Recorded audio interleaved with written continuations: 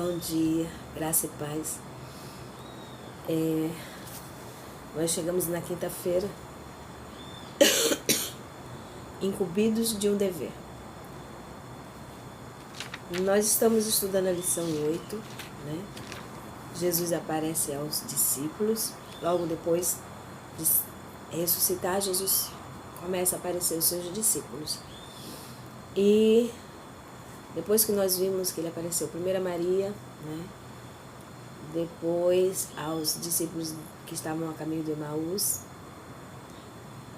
depois aos discípulos no geral, menos Tomé, né? E depois que a gente vê a atitude dos discípulos, né? Maria vai avisar os discípulos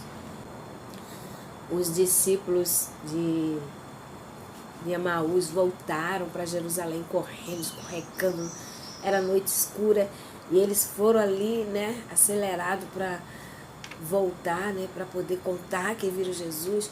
João e Pedro saíram correndo também para poder ver se Jesus tinha ressuscitado mesmo. A ansiedade, a vontade de anunciar, né, e de ver se Jesus ressuscitou. A gente viu essas situações essa semana. E aí eu fico pensando, nosso coração está ardendo de vontade de dizer para o mundo, Jesus está voltando. Ele ressuscitou e agora está voltando para resgatar o seu povo.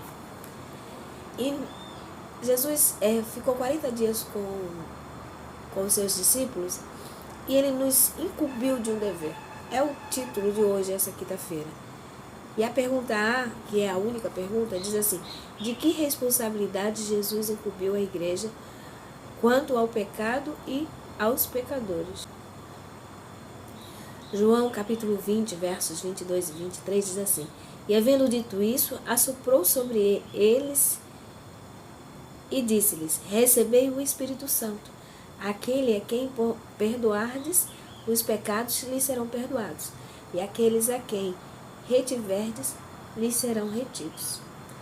Antes que os discípulos pudessem cumprir seus deveres oficiais em relação à igreja, Cristo sobrou sobre eles seu Espírito. Estava confiando a eles uma santíssima missão.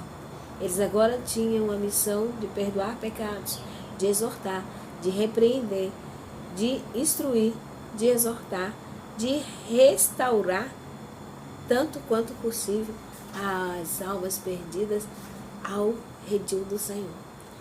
Eu vou ler para vocês o texto que diz assim: Cristo confiou à igreja organizada a responsabilidade por cada um de seus membros. Em relação aos que caem em pecado, a igreja tem o dever de advertir, instruir e, se possível, restaurar, repreender, exortar, diz o Senhor, com toda longanimidade e doutrina. 2 Timóteo capítulo 4, 2. Tratem com fidelidade os erros, advirtam toda a alma em perigo. Não deixem ninguém se iludir.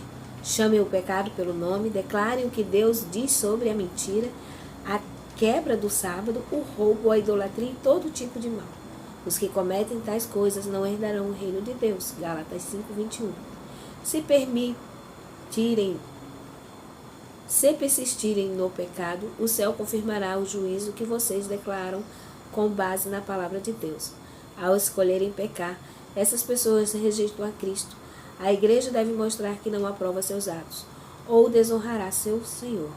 Ela deve dizer sobre o pecado o que Deus diz, deve lidar com ele conforme Deus orienta, e suas ações serão confirmadas no céu. Quem despreza a autoridade da igreja, despreza a autoridade do próprio Cristo. Mas há um lado mais animador nesse quadro. Aqueles a quem perdoar os pecados, lhes serão perdoados. Que essa seja a ideia principal em nossa mente. Ao trabalhar pelos que erram, dirijam todos os olhares a Cristo. Que os pastores tenham carinho pelo rebanho do Senhor. Falem os que erram sobre o ministério perdoadora, sobre a misericórdia perdoadora do Salvador. Encorajam o pecador a se arrepender e a crer naquele que pode perdoar. Amém? Que nós possamos exortar, ensinar, né? Chamar o pecado pelo nome, mas não esqueçamos das misericórdias do Senhor para com aqueles que perdem, que uma vez deixando seus pecados, vão receber o perdão do Senhor e continuarão andando nos caminhos da fé. Amém? Nós somos incumbidos de chamar o pecado pelo nome, mas não podemos esquecer da misericórdia divina, do amor divino. Amém? Fiquem com Deus, eu aguardo vocês na próxima oportunidade que tivemos de estudar juntas. Foi uma honra ter vocês durante toda essa semana comigo. Não esqueça, deixe seu like, compartilhe, inscreva-se no canal e comente. Eu gostaria muito de saber o que você acha do nosso canal. Um abraço.